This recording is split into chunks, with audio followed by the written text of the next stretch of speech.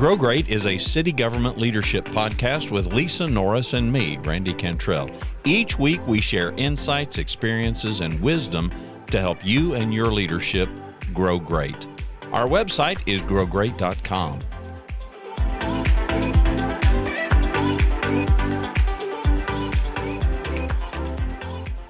All right, we've got Ben Thatcher with us today from the city of Boerne, if I pronounced it right, correct? That is correct. And we are so glad to have you on as our guest. As a city manager, I know you've gone through a lot of change. We laughed at the beginning of this where we were trying to figure out what you're going to talk about, and you said you weren't sure if you had any and gave about 10 bullets. And we said, hey, let's talk about that. Let's talk about what you've been through as a city manager. And our listeners, I'm sure, will enjoy that. So we'll lead off with just an introduction. Tell them a little bit about who you are, Ben. I understand your family is steeped in city government. Yeah, and we're glad to have you on the show. Sure. Well, thank you, Lisa. Thank you, Randy. It's a pleasure. Ben Thatcher, city of Boerne. We're about 22,000 residents in the Hill Country. We're about 15 miles north of San Antonio on I-10. And while we are kind of locked in with being a suburb of San Antonio, all of the folks here in Boerne will tell you, first and foremost, we are part of the Hill Country and not part of the San Antonio metro area. There's a lot of great pride coming with being one of those early Texas German communities and the spirit that brings with that heritage. Been a local government my whole career, pretty much going on 22 years. Grew up in a city manager family. My father's a city manager. I think he's fifth city manager job. Has been all over the state of Texas, and we just kind of followed him along. West Texas, South Texas, Houston, College Station area, North Texas, and got several brothers who are in it too, mainly in the Metroplex area. 2.5 years ago, June of 2020, I decided to make a change and take on my first city management role, something that had been a career goal of mine. Randy and I have chatted about that for a long time. Just oddly enough, it happened in the middle of COVID, right? 3-4 weeks after COVID hit, remember, we thought this was just a 3-week ordeal. We could get through it if we just ducked our heads down low long enough for 3 weeks and get by us. Ride it out, right? Ride it out. And but then lo and behold, we realized, no, this is a lot more serious, or it has more complicated than that. And anyway, I had an opportunity. I had actually 3 opportunities all at once. It was the most bizarre thing. Having looked at city manager jobs for many, many years, and I always joke with my peers that I was always a bridesmaid, never a bride. Always one of the top finalists in lots of jobs. And so I started wondering whether or not I even have that opportunity. And then sure enough, in the middle of COVID, 3 opportunities in about in the span of a month. I had multiple offers to come to lead a city. And so I was excited about that, very nervous, right? Because there's a lot of anxiety about what was going on with the pandemic. I had a son who was about to be a senior in high school. He wasn't really open up to the idea of moving. My wife was all on board by that point, having been in the Metroplex for our whole married life and raising kids there, and just seeing how congested it was becoming, and just competitive on all fronts, even our schools, the school districts we were in. And there's a lot that comes along with being a part of those type of communities, a lot of opportunities, but at the same time, competitive issues. We decided, hey, let's go try out a kind of semi-rural community. And Boerne happened to be that opportunity. But we've never really looked back since. We've enjoyed it. We thought when we first moved here, we would be going back and forth to the Metroplex quite a bit. We haven't. I do have all my family up there. My wife's family's in the Houston area. They seem to come down here and visit us more often than we go up there, just because it's just more relaxing, more tranquil down here, and we're digging it. Interestingly enough, going into COVID, trying to figure that out, I was hired by a council that was kind of, you hear about these stories, Lisa, you may have had experiences with these in other communities or even in Grand Prairie, but where you have a complete almost changeover in city councils. Not only do you have the folks that are termed up and ready to expire their term, but other people came in and with so much political pressure that existing council members resigned, so they were appointed. So it was almost a complete turnover in council and the mayor, and they felt like they needed to come in and they felt like they had a mandate to modernize Boerne, modernize the city government, modernize ordinances, priorities, policies. And I don't know if that was complete accurate attitude. I mean, that was the attitude that existed and that hired me. The city manager that I replaced had been here for 37 years. So he's one of those legacy city managers, done a lot of great stuff. I mean, Boerne has a strong identity, great community, great quality of life.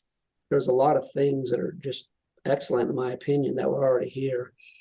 But, 10 years ago, they had a population of 10,000. Now we're sitting over 22,000. So a lot of just kind of friction and contention that was happening because of the community change and the quickness in which change was coming. There was a lot of conversation. It still exists every now and then of, hey, stop with all the change, stop with all the disruption, keep it the way it's been, right? And that's kind of how the small town, rural community kind of vibe is. That was foreign to me, right? Having spent 18 years in Southlake, Texas, we're already built out. We're in the middle. I shared a border with 5 other cities. We work together with other cities. That's just not who I am. I mean, I don't share a border with another city. I in the county seat, I have 5 commissioners on the county court that I have to pay attention to and work with. Aside from the city council members, I got 5 council members and then a mayor. So a lot of political folks, that network, that political network is a lot more complicated than what I'm used to. Not necessarily a bad thing, just it was a foreign thing for me. I had to learn that.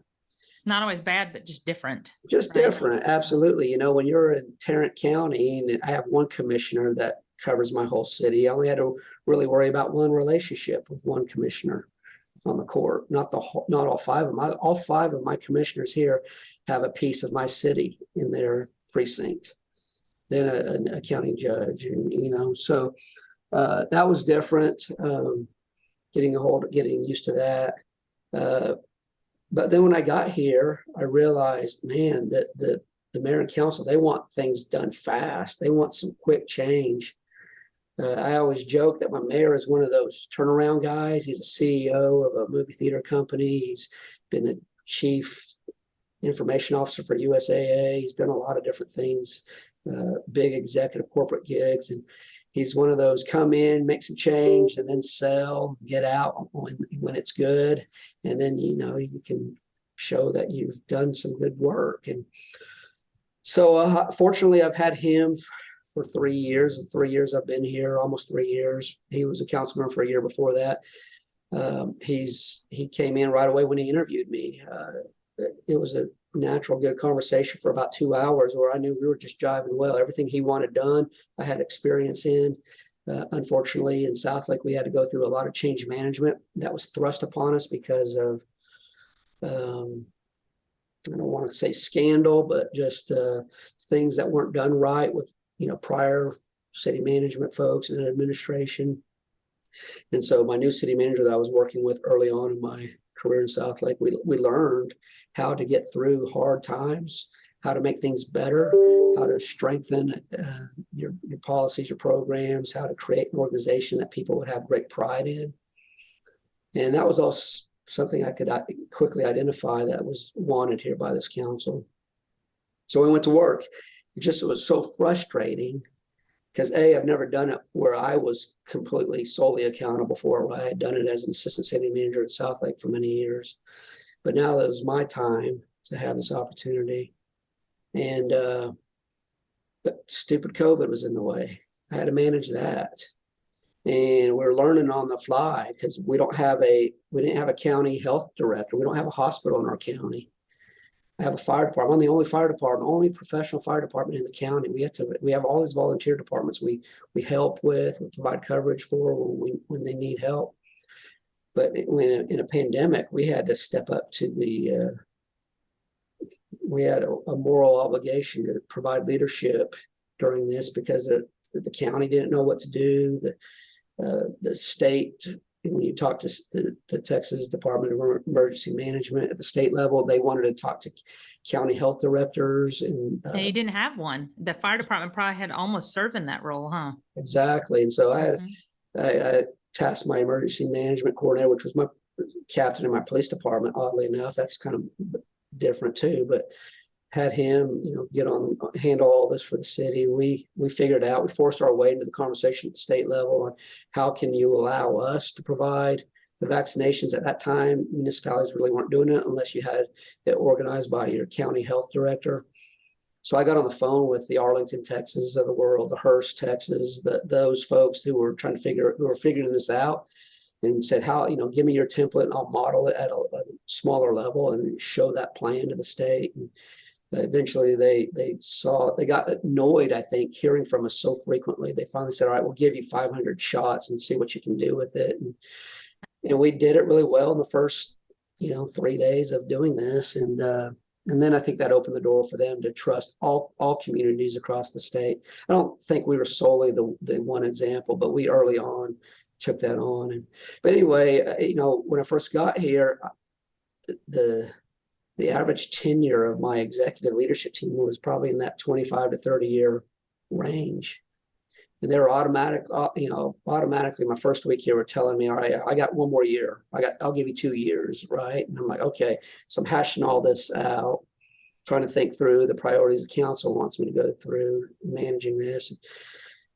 And, I didn't come in saying, all right, we're changing the tone right away. Of course, I have my own personal leadership traits and whatnot, but I knew I needed to have a framework quickly, or else I wasn't going to be successful.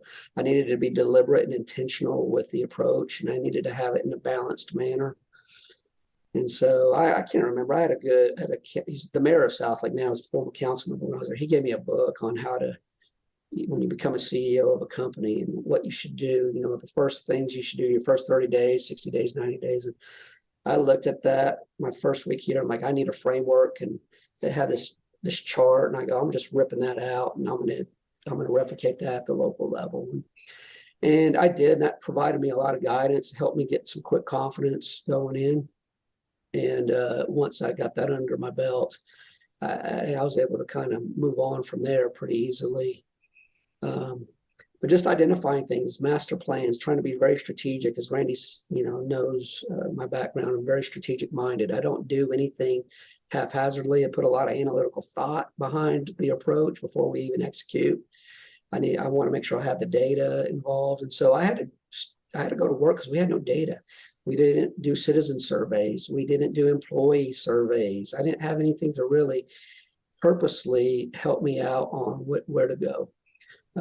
Things were done, and not necessarily in a bad way, but decisions were made kind of shooting from the hip in the past. And typically that happens when you're a small city because it's manageable. But as you grow quick and need to add on new employees, then the story changes.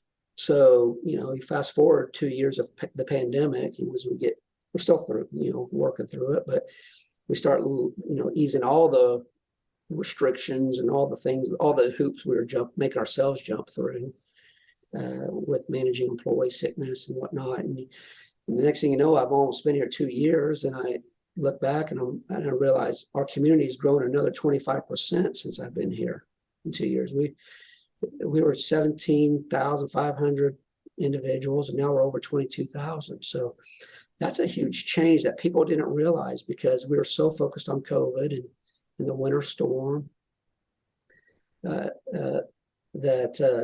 all of a sudden we realized we're starting to feel some friction in some of our services we were providing, the planning department, the building inspections, code, other things, utility billing. We just didn't realize exactly what was the cause. And we were just floored to see that much population increase and change over the course of the pandemic. People are leaving California in droves. I know that's the experience all over Texas, but Right. big time in Boerne. They love the small town feel. We're getting folks moved from Dallas and Houston right and left. They wanted to get out of the San Antonio area, but they want to be close to an international airport. And we fit that bill because we have one of the top school districts in the state too. For small school district sizes, we're one of the best. So all of a sudden we realized, well, heck, I got to get my staff in gear. And this was kind of the theme for 2021. 2022 started out in 2021 towards the end. I realized that we needed to focus on our priorities. We needed to assess the services we were offering. I needed to have conversations with directors candidly about what it is we've always done that we needed to stop doing because we're a different community than we were a decade ago. And now all of a sudden I had a citizen survey that I did in the spring of 2021 that actually gave me quantifiable data to use that helped in our budget allocation. That was all foreign. That methodology, that conversation, that jargon was all new to the team that I had. And so I had to teach them little by little about what that meant and why that was a smart way to operate, because that would provide them political cover. That would provide them, the strategic, cover to do the right work in an effective and efficient manner. So here we are almost 2 years later. We're doing our second survey right now. We're in the middle of it, getting good responses. Last year we needed to, my council, when they hired me, they said we needed to do a bond election. Last year was the worst time to do a bond election with all the inflation increases and the price of everything going up. Then the appraisals, the property appraisals that went through the roof statewide. But my council wanted a bond election. They hadn't had a bond election in 2007. We had so many capital needs that hadn't been addressed. That was a priority they'd given to me. And so I realized that this was a bad year to do it. But I also knew I had a mandate to have the conversation and put it out there. Randy knows me. I don't do anything haphazardly. I've got it. If I'm going to do it, I'm going to do it well. I'm going to put a lot of good thought behind it. So I got with my team and I said, we strategically need to think through how to navigate the conversation with the council, because they want to have it open. In our city council meetings, they want to have an open conversation about it. Our community is going to follow it. Newspapers will pick it up. And when you looked at prior bond elections in the end of 2021, and you saw where there was a sharp turn in bonds, both on the school district and city level, failing, that didn't help out the conversation either. But so I used the citizen survey tool to my advantage. I said, this is exactly what our residents are telling us they want, what's important. Here's what we know is important to us. It's in our master plan. Sometimes those don't connect. And unfortunately, there's some things that certain departments wanted in the bond, but weren't measured appropriately or weren't warranted for the citizen survey. It was more of it'd be nice to have for us as employees. And so I had to, we pitched a bond that was balanced and appropriate for citizen service demand, customer pool. It was backed by the citizen survey. And initially we identified $70 million in need. Council settled on $50 million. Then when all the appraisals came out, I said, we need to track that down to $36 million. I know we could get $36 million approved, and it meets the basic needs that people are asking for with roads and parks and whatnot. And we had a successful bond approved in November. Now that's small potatoes. Grand Prairie, you guys are gonna just outnumber us all the time with your bond needs, right? But that was huge for the city of Boerne because we haven't done one in 2007. And so that was last November, Ben? Last 22? November. Okay. 2022. And we had over 60% approval of our bonds and higher approval than the school district. They had a bond measure that passed and we had higher. And some folks acted surprised that we had higher approval on our bond. I wasn't surprised. I knew exactly because I had the data behind it, right? And so that's the story. That's what I've been teaching my leadership team. Let's be strategic. Let's be deliberate. Let's be intentional. Let's set the table before we actually do the work. You know, we can go out and do the work all day long, provide the services, but if it's not what they want, then we're spending, like you said earlier, Lisa, you go 1 step forward, 10 steps back. That's what we were finding out. My experience, my first year and a half here, I was tired of spending all this time and energy trying to clean up the messes. And so let's just be more thoughtful on our approach. And well, let me, if I may, can I ask a question? Because I know there's so much turnover in the past 2 years in cities. I mean, you're seeing a lot of just exactly like you said. Ours happened with us too, with Tom. You know, city managers that have been here 30, 35 years that are leaving, assistant city managers that are leaving or going to other jobs. You're seeing this cycle of, we're just in a cycle of turnover right now with lots of opportunities. Even you said it, you were the bridesmaid, never the bride, for many opportunities. So you were experiencing that. But for those listeners, it does, you know, whether you're a city manager role, whether you're coming in as an HR role, a planning and director, economic development, it's all about our city and matching what you've said, which I think is key, to what is the need. And if you don't mind, and I didn't want to interrupt your full story, but I think it's a valid point. How did you knew what you needed, but how did you get buy-in from your team to prioritize the need, to first identify it and then prioritize it? So you had buy-in from a team that you're leading brand new through COVID, where laws are changing every day, right, beneath your feet, and resources you didn't have. Can you tell us a little bit about what your approach was that was successful for you? Well, and he likely didn't even have necessarily the right people in place.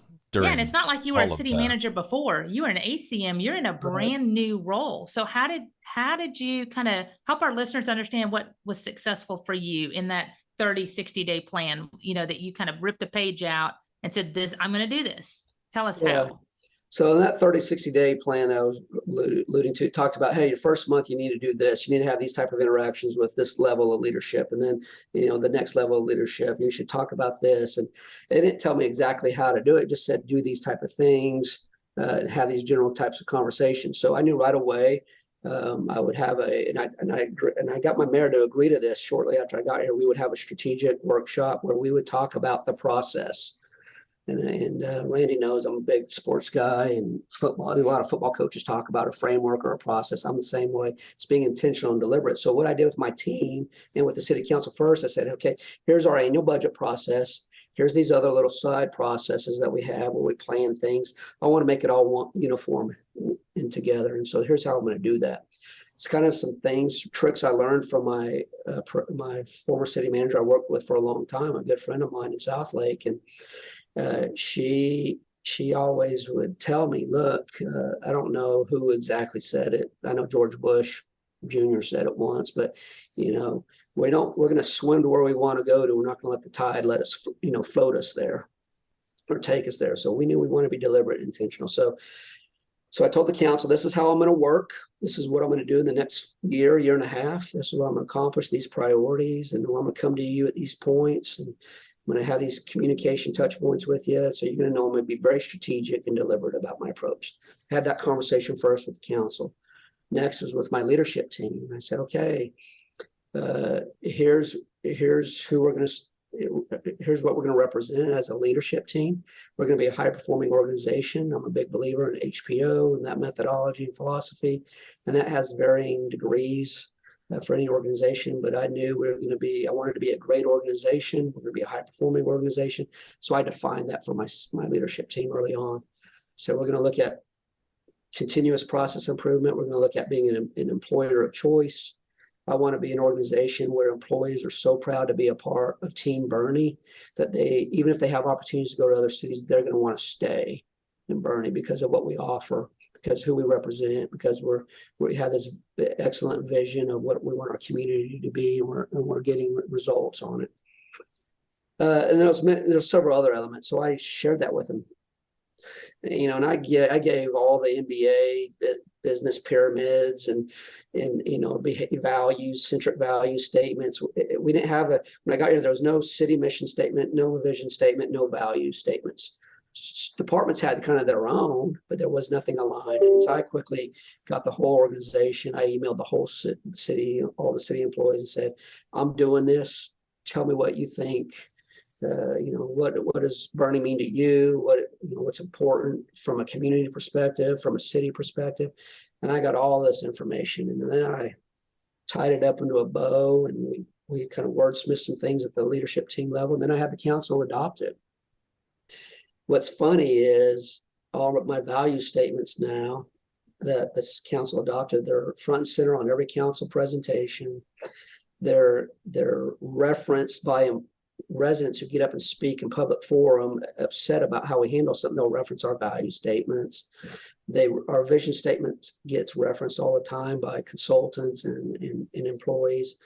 So I'm kind of tickled, a little bit, thinking if I'm not here next year, there's a trajectory already where this is going to keep going. That momentum is being built, and people know that the process we put in place, the layering of things, is working. So to answer your question, I started out just saying, who we're going to be. Here's a couple things. I'm going to have to teach you what this looks like over the course of 6 months, a year, 18 months.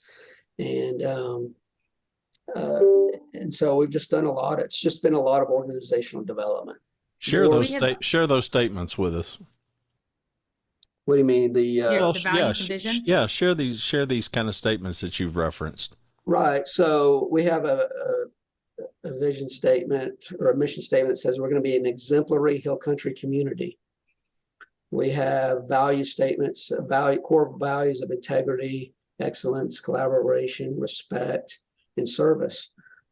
We defined those. I created employee huddle groups where they actually came together and they defined the value. I didn't define it.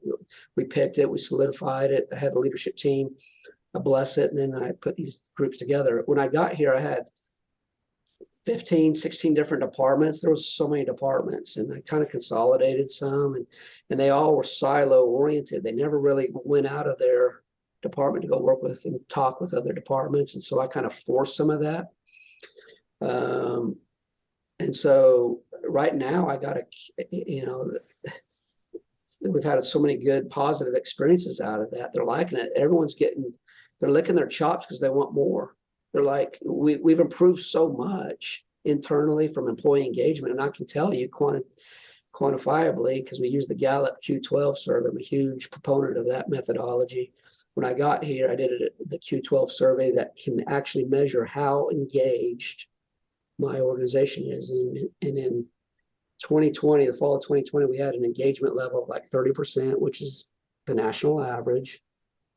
And we just did it again, and now I'm up to like 46%. So in the span of 2 years with COVID and Winter Storm Uri, I can tell you that almost 4.5 out of every 10 employees is engaged, highly engaged, up from 3 out of 10. And my actively disengaged fell drastically. My directors now have, which is huge. I think that's the bigger side, is that you want the disengaged to move off, go somewhere. Well, the other thing, when you look at the national averages over the course of that same time, the national average fell, even from that 32, 34%, it fell to almost 29%. So we actually improved over that same time period in a drastic way. So my directors they're now catching the vision. They're like, oh, okay, everything you're talking about is meaningful. It actually accomplishes what you said would happen. Now, I've had naysayers. I've had executive naysayers who, tell me what I wanted to hear, right? And you can sense that and snuff that out. But my council loves it. They love all the staging we've done, setting things in place. It had one council member so upset for the first 2 years ago. We keep talking about all these things and these plans we're doing, and he goes, I want to get work done. Well, now we're getting the work. We're starting to get real work done. We got these bond projects coming on board, plus not only $36 million in capital projects in the bond election, I got another $50 million identified with other sources, federal funds we've gotten our hands on, utility projects. And so we're going to be doing a lot for this community. And then we've improved the morale and the organizational pride that happens, the employee engagements, continuing on a good trajectory. So people want more and more, right? You get addicted to that. And I think that's so amazing, because really, as you're talking, so much of what you did was cultivated by relationships and listening, which is a huge part of relationships, of understanding the need. Like you said, you understood the need of your council, of the mayor, and then you communicated that of your team, of your community.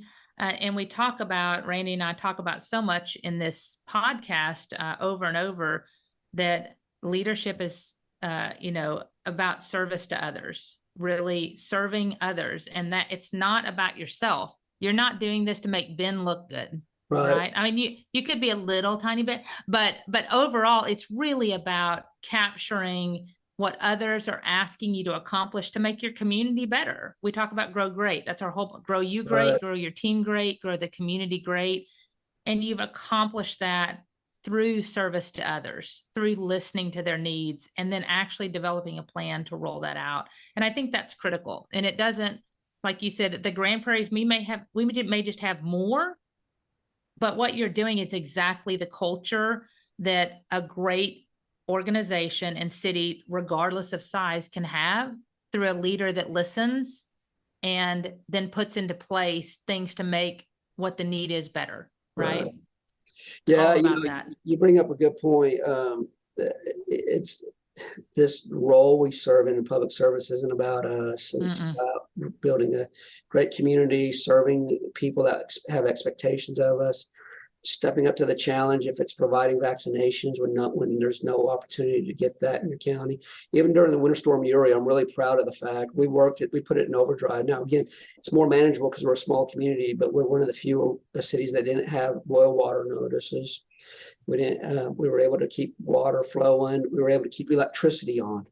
No one, and there was parts of my town that are served by other co-ops, but the part that was city controlled, city influence, we kept everything going. Now, we busted our butts, to do that, and I'm proud of my folks for it.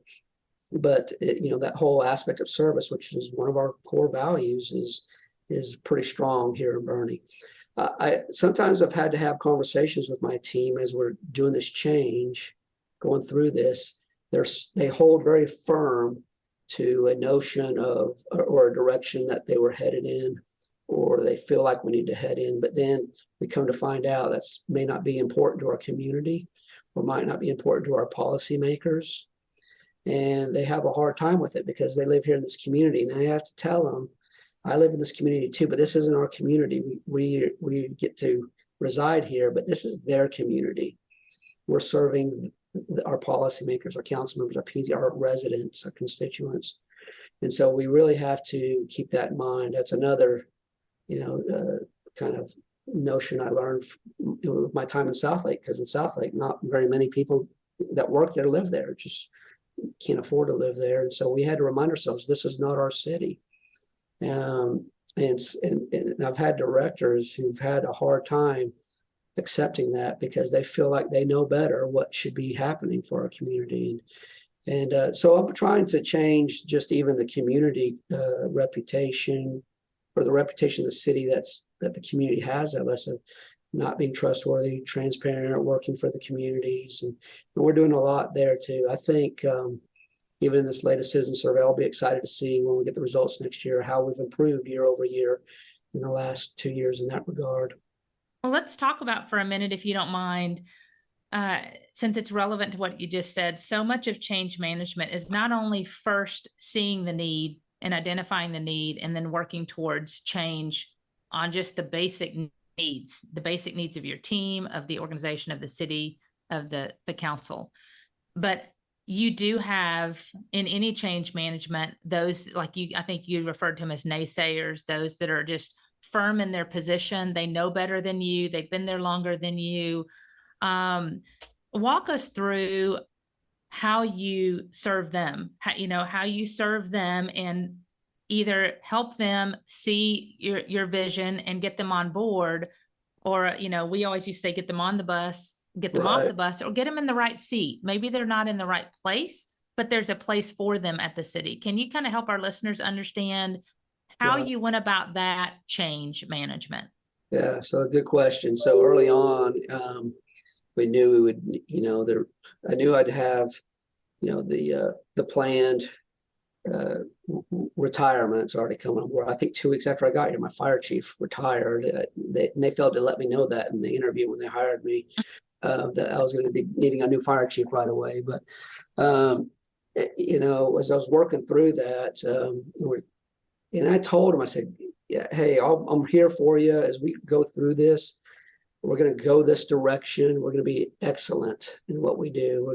We should be the pride of, or a great example of a small city of our size in the state of Texas. I want the Texas Municipal League to prop us up as the example for anyone 20,000 or less, in residents. And they all, yeah, that sounds good. They want that, but going to work and having someone provide a communicated direction and then follow up on that direction was new to them. They had been given anecdotes and statements and platitudes, hey, we're going to do this, but then it was never followed up on. The moment I followed up on something, they were all stunned. And in the leadership team, I said, all right, last time we talked about this, I want to know what your thoughts are. And hey, I gave you this exercise to do. Did you do it? And they were shocked. We actually read a book once. I forget what the book was, but no, it was the Q12, Managing Great. And when we got through it, they're like, we had no idea we were actually going to read that book together. We would read a chapter each leadership team meeting, because they had read so many books before it started and never got through it. So anyway, that's neither here nor there. I'm just telling you, they weren't used to follow up and accountability, and that's kind of in my DNA. And so I bring that, as they start to see that I mean what I say, then those folks who weren't sure or were questioning things either figured out that I was going to have them operate a certain way or else, right? And there was never any threat.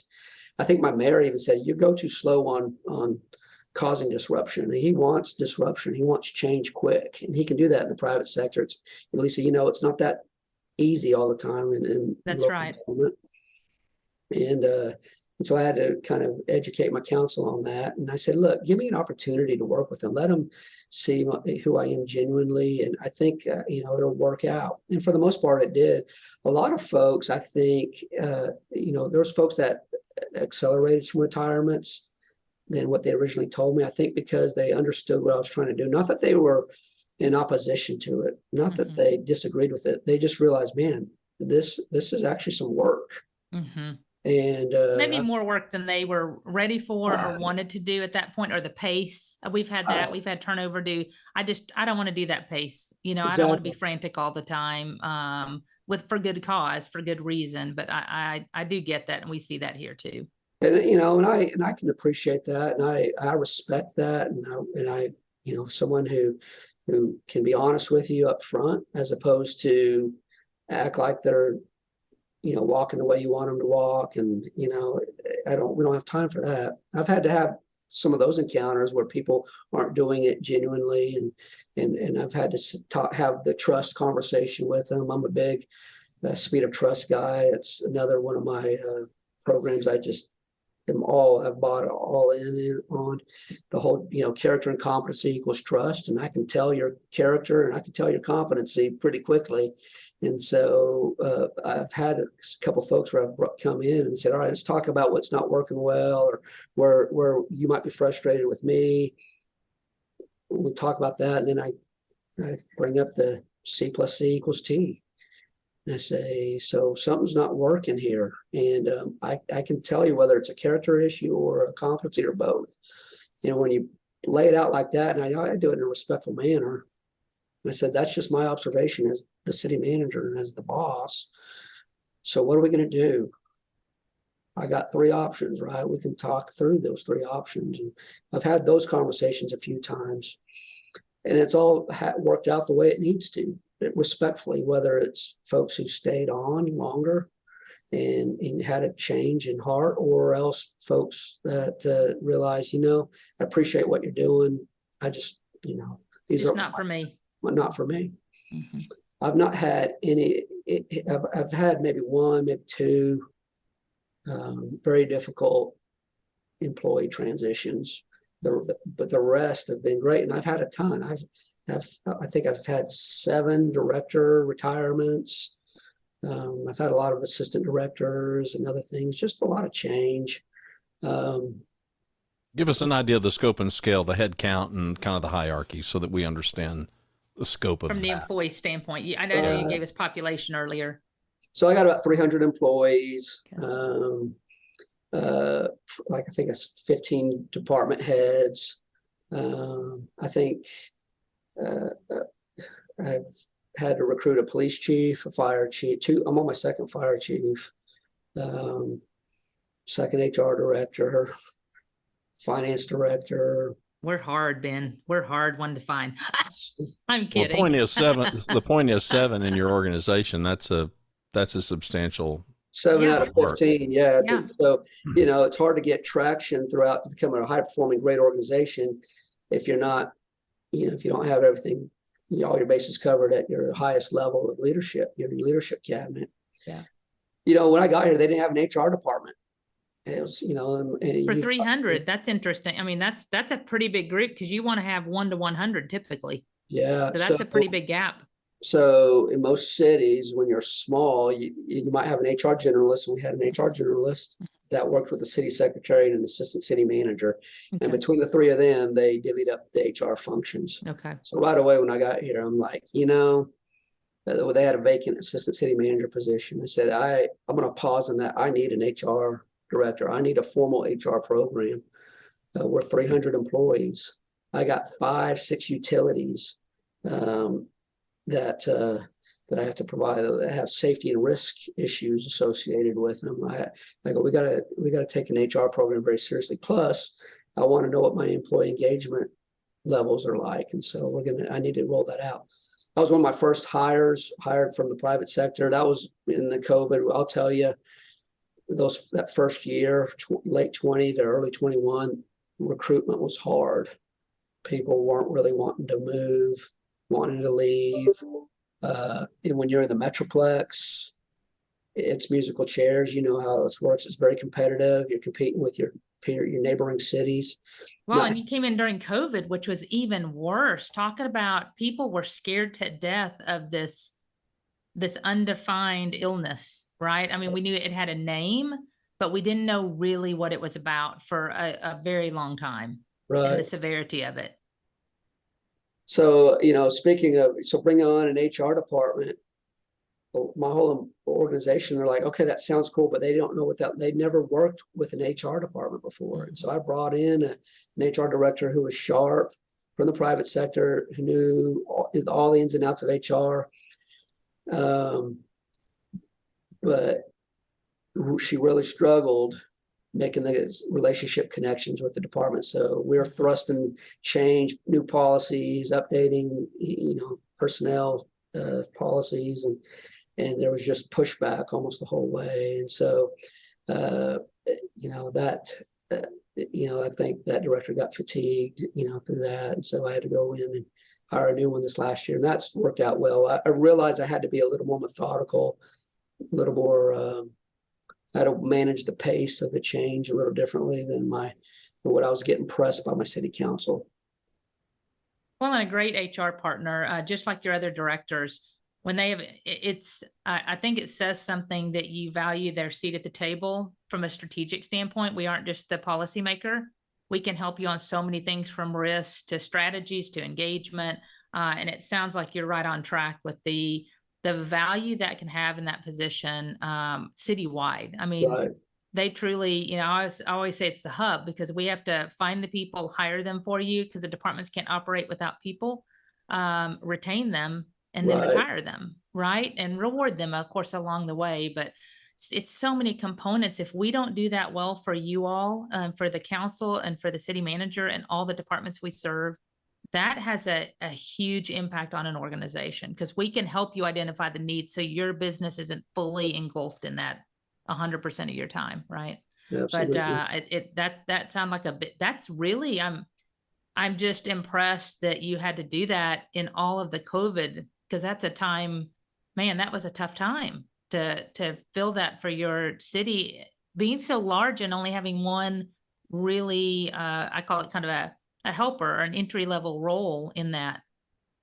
So so I had a director who retired last year, and due to some health issues, and that individual came to me in June and said, "Hey, I think we're going to want to retire." And I'm like, "No, I can't have you retire. I'm tired of going through recruitments." I go, can I work with you differently? Can we provide some other support here? Let's work hand in hand on this." And that director said, "Okay, that sounds good." But then ultimately at the end of the year, like 6 months later, he's like, "No, I really need to retire." And so I understood, I respected that. But that's kind of how I started to feel there towards the end. I'm like, I don't want to do any more executive recruitments, because that's a process, and that provides anxiety to, your department, your employees in those departments. And they've just seen so much change. I'm really excited about 2023 because I think we've just done so much staging, so much preparation, that in filling important critical seats with the right people, that 2023 is going to see a lot of good stuff come out of it. We've talked about the time frame a little bit, Ben, early, I think before we actually hopped on the call, if I remember right. But for city managers out there, or department heads, maybe at big cities, this change that's occurring, what do you say? I mean, if you can give your best advice on what this looks like from a timeline standpoint to get this amount of change accomplished, because you had a lot to get done. I mean, from departments not having, no departments existing, to managing a public health crisis, to setting priorities for council for things that hadn't been done, for setting a bond package you're talking about. Walk us through how you determine what does this take with turnover and assessing the organization, in your mind. It's already been 2.5 years, you said, but what does that continuing pattern look like for you and for others listening? So I was fortunate that I had a mayor that understood culture and change management and was hiring for someone who could be an organizational development culture guy. And as I would express my frustration to him on how things are going, he goes, "Look, it's 3 to 5 years, 3 years on the quick end, 5 years is average, probably more the norm." And so, if you're really looking to do a culture change, then you're in for a lot of work. You got to roll up your sleeves and dig in, and that's a 3 to 5 year effort. All the other things I've had to deal with, backfilling key positions because of retirements, and getting the bond stuff and handling a pandemic and weather event. That's just part of what we do, right? That's just the day to day. That's just our business. That's our business. Yeah. There's city managers. You've worked for several different city managers. We're all different. There's no one form of being a city manager. We have our kind of our strengths and our philosophy or our approach to things. For me, it's being strategic, and it's organizational development. And it's, having strong processes. I was a big Jim Collins guy when he came out with that Good to Great book. I loved it. I was all in on it. And Tom loves that book too. When he taught it and we read it, and it was a really great book. The big takeaway for me out of all that it offers, the way I summarize that book to people is, when he started doing his research to figure out what makes a great organization great, and is there a commonality? There was no commonality, right? The commonality is that great organizations rolled up their sleeves, identified where they wanted to be, and they just were persistent, relentlessly persistent and deliberate in their approach to get to where they wanted to be. And so that's what how I adhere to doing city management day to day. That's what I communicated to my team. I go, we will be an exemplary Hill Country community. We are going to provide the best city services possible. We are going to listen to our citizens. We are going to have great customer service, and all this stuff. And you keep preaching it. Next thing you know, either you're going to live up to it or you're not. And then you got to live it, and you got to feel it. I mean, at some point in a culture shift, everybody starts feeling it. The citizens coming into the front counter feel it, right? Our vendors, they know our mission, they know our values, they know where they are. I call them an extension of us. You have to live by these same values. And if you don't, we'll get somebody else. I mean, Right. we want them to have these same core values and the same mission statement of service that we have. And I think that's critical in that. And I love what you said, which is so important. Randy and I talk about it pretty much in some way every episode, which is you got to figure out, we're giving you insight from Ben Thatcher and his journey as a city manager at the city of Boerne. But you've got to figure out your journey at your city and where that needs to be and what that focus is and what is in, like you said, have intent, have a strategy. It's very intentional, but you have to follow through with it. Once you identify it, you must follow through, but it is different at every place. We don't want anybody saying, okay, I need to do it. Okay, I need to do it Ben's way. Because at your city, it may not work that way. It depends on the personalities you're working with. It depends on your mayor and council. All of those can be a dynamic difference at each city, and you have to understand it in order to provide for it. Well, that's you're spot on. And even, with spending 18 years in one city, and I'm pretty proud of what that city looks like and what they do and being a part of that journey. But I learned quickly, I tried to bring a lot of what I did there. Not all of it. I knew it wouldn't all fit, but I tried to bring certain pieces here and with little success, right? I realized, okay, I need to understand the tone of my community a little better. An example would be my very first day on the job. I go to my first leadership meeting, introductory, talking to everyone, meeting all the directors. And I let them know a little bit about myself. And I said, hey, I'm just going to need to ask for your patience. Please extend me some grace as I get to know what's going on. And if you feel like I'm coming too fast, too quick, just be patient with me and kind of let me know. I come from an environment where it was just fierce, right? In the metro area, in the middle of, Fort Worth with 5 other cities that I share a border with. You don't move fast, you're left behind. You are. And the comment was, well, hey, we work hard too. And I said, well, I'm not saying you don't. I'm just telling you, I know it's going to be a little different pace. And sure enough, my first couple of months here, I was a little bugged because, you come here at lunchtime and no one's here. And I'm like, where's the coverage and who's here to greet people and whatnot? And then I had to realize, oh, wait, that's the whole community's that way, right? Like everyone goes to lunch and no one's here on Friday because they're all out, they're hunting lease or whatever it might be, right? I understand that. or they're enjoying a beer at the brewery or what. Right. So I've had to recalibrate my expectations, which was completely fine. It was hard at first because I was so driven by the way, again, 18 years in Southlake, which is an exceptional city and organization.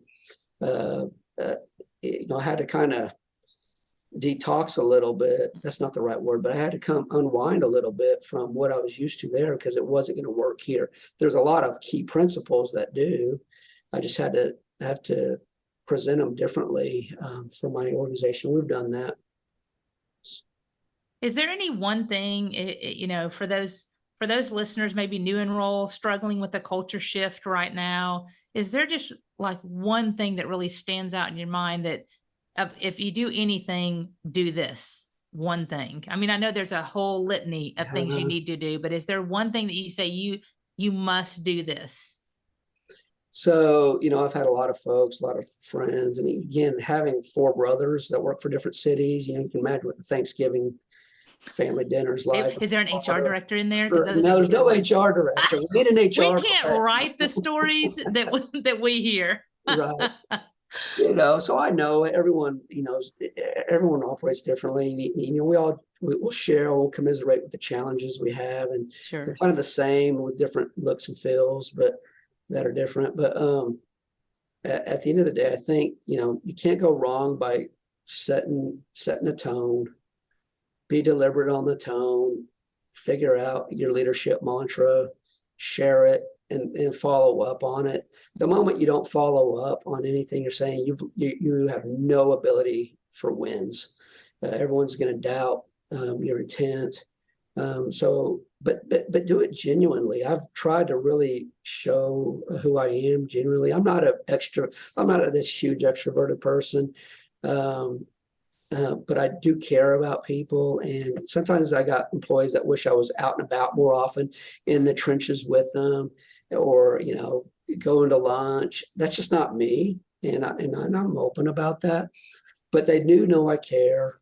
And I think the other piece of any type of, if you're going into a change management journey, you need to keep in mind it. And I had worked with a deputy city manager once upon a time who shared this with me. He goes, you can go and get a heart transplant, and maybe while they're in, doing that operation, they need to do something else. But you start doing a lung transplant, a kidney transplant all at the same time, your body's just going to shut down and not accept the new organs, right? And that's always stuck with me. So when I go across, and I know I have this ambitious change management agenda or a journey to do, I realize I got to identify bite-sized chunks and focus on that for 6 months, and then come back 6 months later. I got to layer it, right? And and people need to learn how to live it. They need to see that we are part of that solution, and we need to live by that solution, because it's like you said, it's layers. Right. It's layers. You have to keep building upon it. It's not just a sprint and you stop and go, okay, check mark, done. It just doesn't. Well, he had to prove to his team we were going to read this book. Right. Yeah, right. No, we're not just going to pass these out and think about it. And not just read it.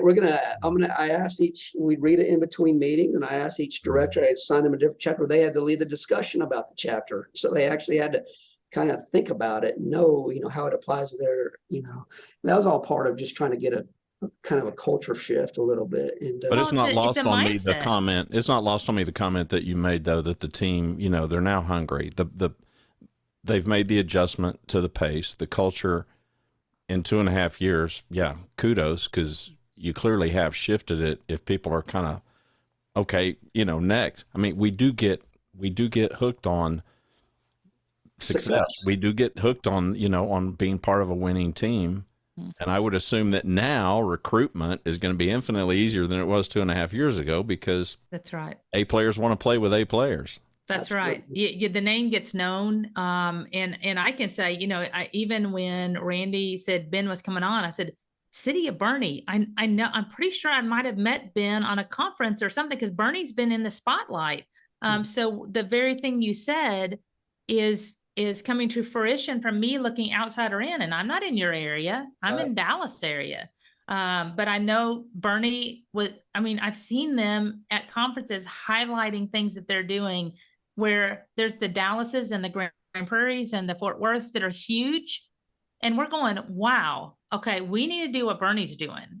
So it doesn't matter city size. You can make an impact in an area, in an entire philosophy, in a service mentality. There's just so many things we all can contribute to the good of city government just by being an example for others, if not in at least one thing, right? Absolutely. That journey is so critical, and to see what others are doing, and then to see what fits, and you can take pieces of it. We're so willing to share, which is what I honestly love so much about city government, is there is a desire to share what we're doing that might help you, right? Like you're doing, what Boerne's doing that might help others, and allowing others to follow that lead and then make it their own. And we don't have regrets about doing such. Right. No, absolutely. My biggest challenge now is, now that I've got all this organizational stuff kind of done, cleaned up, not completely, but we're there. We made good progress, and we're doing some stuff in the community. I got to now think about, how do I provide great high performance leadership for the governance culture? How do I create a culture where people who want to be future city council members or planning and zoning commissioners or library board members, and they understand what it means to be a board appointee, to be a cog in this high performance framework, and got good council members who are supporting that. That's kind of my next evolution. That'd be a great topic for us too, Randy. Yeah. We haven't talked about that. We'll definitely have to have you back to talk about that. Hey, before we say goodbye, and you've been gracious with your time, and I've been really looking forward to having you on this show. Ben and I talked about doing this a long, long time ago, Lisa, and just circumstances and situations just weren't right. So he knows that he was top on my hit parade of having on the show. I want to talk and kind of end the conversation about legacy, particularly as it relates to your impact on emerging leaders. I know that you were very involved up at UNT and trying to help, some of these young people that are wanting to enter this field, and even emerging leaders there in Southlake, emerging leaders there where you are. I don't know. Just talk to us about that. Yeah. So, I first off, I think it started when I was in grad school and I felt like I wanted to be a city manager. And I had a little bit of ins and outs just because of having grown up in that profession. I knew what it entailed to a degree. I knew city managers. I would go family vacations would be at ICMA and TCMA conferences, right? So kind of had a perspective, and I always wanted to share that with as many of my peers as I could when I was going to grad school, just to understand what it was like growing up in a local government family. And then when I graduated, my father, he was heavily involved in his MPA graduate program and was administrator of the year. And so that was kind of an example. He had already said he'd always hired interns, and we had a strong intern program in Southlake. I wanted to continue to support. But I think what it really comes down to is the whole notion of the Athenian Oath. Are you guys familiar with that? Tell us. I'm not. In fact, I got it right here on my desk. We'll get this plaque. So the Athenian Oath is the notion of back in the day back when Greece was the empire it was. As young adolescents were going to come into adulthood, they would go through some sort of military academy, and they would come out and swear an oath in order to become a citizen of the state. And there's several different versions of out there, but a lot of public administrators will abide by this code. And it says, "We will ever strive for the ideals and sacred things of the city, both alone and with many. We will unceasingly seek to quicken the sense of public duty. We will revere and obey the city's laws. We will transmit the city not only, not less, but greater, better, and more beautiful than it was transmitted to us." So that's my kind of the personal approach I take to my city management career, but I also extend that to trying to build up, other public servants, future public servants, people who think they might want to be in it. I know that there's such a strong demand for greatness in public, in the civic world, right? And public administrators, depending on what level you want to be at.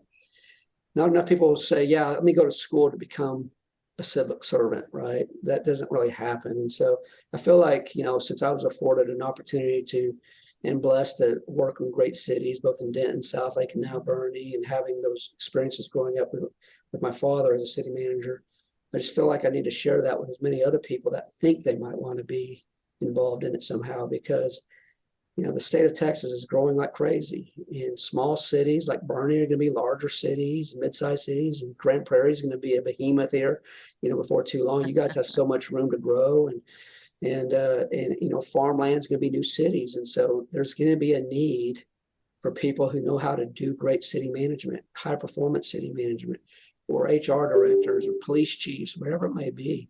Those are the key words, is high performing and great, because we're trying to continue to build on that legacy of great people, right, that we are bringing up, not just ones to send out, not just anyone, but right, to send great ones. Right. We talk about that. And we've talked about that philosophy here. And I've talked to Steve Dye, who's our city manager now, and said, my philosophy, I'm not one that just feels I have to retain them for 25 years. I want to grow them and send them, because what legacy does that leave for us too?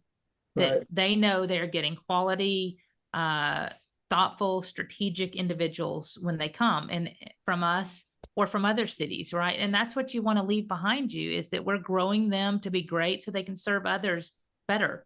And that's our whole purpose. Well, at the end of the day, you and I, we all want to retire and be in a great high performing community that's well run, right? And too often not, you'll see the bad stories where cities who maybe don't have a recruiting competitive advantage. They hire whoever, the best on the candidate list, I guess, and they may not be well suited, and it puts them in a worse position. That's contradicts that statement I just read. I feel like I have a moral obligation to leave Boerne in a better place than it was when I received it. And it was a pretty dang good community when I received it. And so that's a lot of stress and pressure on me that I internalize.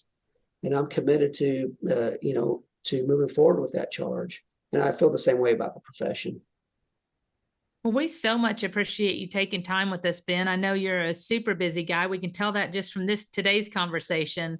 But thank you so much for spending time for not only me, I've enjoyed it. I know Randy has, but for our listeners, just for sharing insight. We haven't really talked about this culture shift and the change management that comes in when you're taking over, whether it's a new department or if it's a city, as a city manager.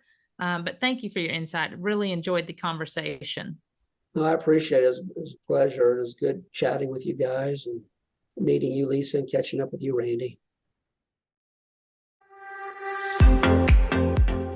Thanks for watching and listening to Grow Great, a city government leadership podcast. For Lisa Norris, I'm Randy Cantrell. Be well, do good, grow great. The website is growgreat.com.